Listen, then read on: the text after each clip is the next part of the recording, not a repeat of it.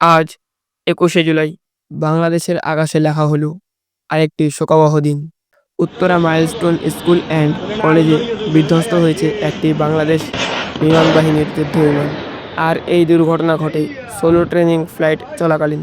আজ ছিল flight lieutenant Tauqir এর জীবনের সবচেয়ে গুরুত্বপূর্ণ দিন, কারণ আজ ছিল তার সোলো ফ্লাইট ট্রেনিং। এই ধাপে একজন পাইলটের স্কিল, সাহস আর প্রস্তুতি চূড়ান্তভাবে যাচাই করা হয়।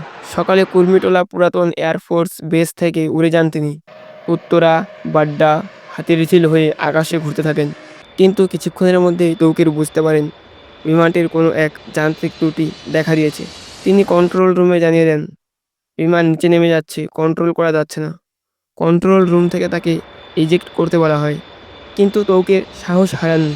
শেষ মুহূর্ত পর্যন্ত চেষ্টা করেছেন বিমানটিকে নিরাপদে নিয়ে যেতে, এবং তাই ইজেক্ট না করে সরাসরি বেসে ফেরার চেষ্টা করেন। দুঃখজনকভাবে মাত্র ১ থেকে ১.৫ মিনিটের মধ্যেই তাদের সাথে যোগাযোগ বিচ্ছিন্ন হয় এবং বিমানটি উত্তরা মাইলস্টোন স্কুলের ক্যান্টিন ভবনে আছড়ে পড়ে।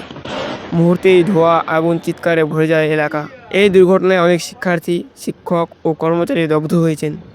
এখনও পর্যন্ত নিহত ও আহতের সংখ্যা বেড়েই চলেছে। এখন আহতের সংখ্যা অনেক স্টুডেন্ট মারা গেছে, যেহেতু প্লে থেকে ওই ক্যাম্পাসটাতে মেনলি প্লে থেকে 5 কিংবা 6 পর্যন্ত স্টুডেন্টরা ওইখানে থাকে।